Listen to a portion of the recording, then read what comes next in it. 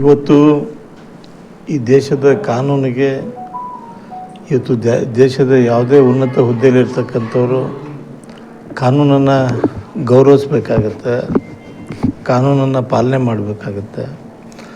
ಇವತ್ತೇನು ರಾಜ್ಯಪಾಲರ ಎಂದು ಏನು ಕಳಿಸಿರ್ತಕ್ಕಂಥದ್ದನ್ನು ಇವತ್ತು ರಾಜ್ಯದ ಮುಖ್ಯಮಂತ್ರಿಗಳ ಕೇಸು ಇವತ್ತು ವಜಾ ಆಗಿರ್ತಕ್ಕಂಥದ್ದು ಮತ್ತು ಇವತ್ತು ನ್ಯಾಯಾಲಯಕ್ಕೆ ಇವತ್ತು ಜಯ ಆಗಿರ್ತಕ್ಕಂಥದ್ದು ಮತ್ತು ರಾಜ್ಯಪಾಲರು ಕಳಿಸಿರ್ತಕ್ಕಂಥ ಒಂದು ನಿರ್ಣಯವನ್ನು ಇವತ್ತು ಕೋರ್ಟ್ ಎತ್ತಿ ಹಿಡಿತಕ್ಕಂಥದ್ದು ಆಗಿದೆ ಮತ್ತು ಅದು ಕಾನೂನಾತ್ಮಕವಾಗಿರ್ತಕ್ಕಂಥದ್ದು ಮತ್ತು ಕಾನೂನು ಎಲ್ಲರಿಗೂ ಒಂದೇ. ಈ ದೇಶದ ಕಾನೂನಿಗೆ ಎಲ್ಲರೂ ಕೂಡ ನಾವು ತಲೆ ಬಾಗಬೇಕಾಗುತ್ತೆ. ಇವತ್ತು ಅದೇ ರೀತಿ ಕೂಡ ರಾಜ್ಯದ ಮುಖ್ಯಮಂತ್ರಿಗಳು ಕೂಡ ಈ ಕಾನೂನನ್ನು ಅವರು ಗೌರವಿಸಬೇಕನ್ನುವಂಥ ವಿನಂತಿ ಮಾಡ್ತಾರೆ. ಸರ್, ಈ ರಾಜೀನಾಮೆಗೆ ಒತ್ತಾಯಿಸ್ಕೊಂತನೂ ಬಂದಿತ್ತು ಬಿಜೆಪಿ ನಾಯಕರು ಪಾದಯಾತ್ರೆ ಮಾಡಿದ್ರು. ಈಗ ರಾಜ್ಯಪಾಲರ ನಡೆಯನ್ನು ಎತ್ತಿಡೋದ್ರಿಂದ ಬಿಜೆಪಿ ಮುಂದಿನ ನಡೆ ಯಾವ ರೀತಿ ಆಗಿರುತ್ತೆ? ಯಾಕಂತಂದ್ರೆ ರಾಜೀನಾಮೆಗೆ ಒತ್ತಾಯ ಮಾಡ್ತಾ ಇದ್ರಿ ನೋಡಿ, ನಾವು ಮೂಢ ಹಗರಣವನ್ನು ವಿರುದ್ಧ ನಾವು ಪಾದಯಾತ್ರೆ ಮಾಡಿದ್ದೇವೆ. ಇವತ್ತು ವಾಲ್ಮೀಕಿ ಹಗರಣ ಇಟ್ಕೊಂಡು ನಾವು ಹೋರಾಟ ಮಾಡಿದ್ದೇವೆ. ಇವತ್ತು ಎರಡೂ ಹೋರಾಟಕ್ಕೂ ಇವತ್ತು ನ್ಯಾಯಾಲಯಕ್ಕೆ ಬಹಳ ಕಾನೂನನ್ನು ಅಧ್ಯಯನ ಮಾಡಿ ಇವತ್ತು ಕಾನೂನು ವ್ಯಾಪ್ತಿಯಲ್ಲಿ ಬರ್ತಕ್ಕಂಥ ಕೇಸ್ಗಳಿಗೆ ಇವತ್ತು ನ್ಯಾಯಾಂಗ ಎತ್ತಿ ಹಿಡಿತಕ್ಕಂಥದ್ದಾಗಿದೆ.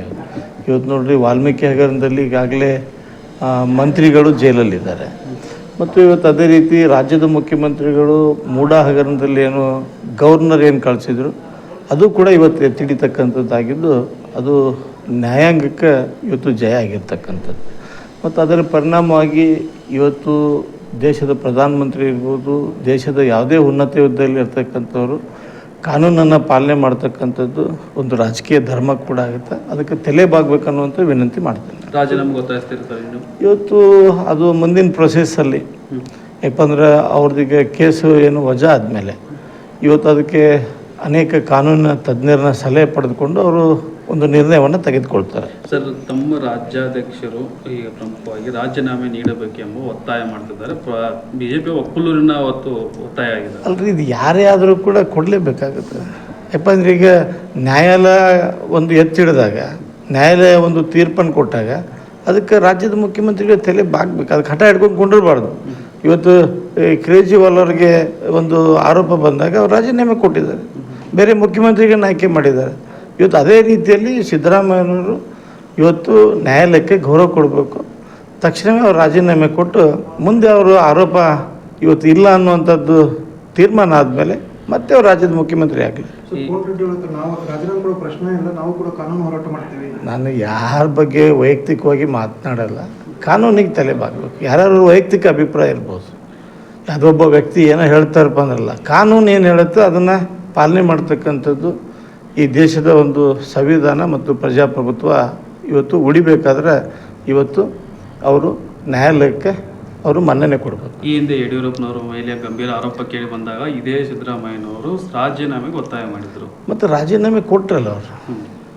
ಆದರೆ ಈಗ ಸಿ ಎಂ ಅವ್ರ ಮೇಲೆ ಒಂದು ಗಂಭೀರ ಆರೋಪ ಬಂದಿದೆ. ಈಗ ಅವ್ರು ಕೊಡಬೇಕು, ಅದ್ರಾಗೇನು ಪ್ರಶ್ನೆ ಇಲ್ಲ.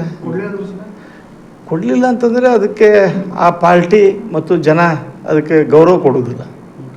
ಯಾಕಂದರೆ ನ್ಯಾಯಾಲಯದಲ್ಲಿ ಇವತ್ತೊಂದು ತೀರ್ಮಾನ ಆದಾಗ ಇವತ್ತು ಜನ ಅಭಿಪ್ರಾಯವನ್ನು ಕೂಡ ಅವರು ಪಡೆದಾಗ ಗೊತ್ತಾಗುತ್ತೆ. ಈ ರೀತಿ ಕಾನೂನಿನ ಈ ಸಮಸ್ಯೆ ಬಂದಾಗ, ಈ ರೀತಿ ಬಂದಾಗ ಇವತ್ತು ಅನೇಕ ರಾಜ್ಯದ ಮುಖ್ಯಮಂತ್ರಿಗಳು ಆರೋಪ ಬಂದ ತಕ್ಷಣ ರಾಜೀನಾಮೆ ಕೊಟ್ಟು ಇವತ್ತು ಸಮಾಜದಲ್ಲಿ ಒಳ್ಳೆಯ ಕೆಲಸ ಮಾಡಿರ್ತಕ್ಕಂಥ ಅನೇಕ ಮುಖ್ಯಮಂತ್ರಿಗಳಿದ್ದಾರೆ. ಇವತ್ತು ರಾಮಕೃಷ್ಣ ಹೆಗಡೆ ಅವರಿಂದ ಹಿಡ್ಕೊಂಡು ಬಂಗಾರಪ್ಪನವ್ರ ಕಾಲದಲ್ಲಿ ಇರ್ತಕ್ಕಂಥದ್ದು ಅನೇಕ ಹಗರಣಗಳು ಬಂದಾಗ ರಾಜೀನಾಮೆ ಕೊಟ್ಟಿದ್ದಾರೆ. ಇವತ್ತು ಕುರ್ಚಿಗೆ ಅಂಟ್ಕೊಂಡು ಕುಂತು ಅಂತ ಕೆಲಸ ಯಾರೂ ಮಾಡಬಾರ್ದು.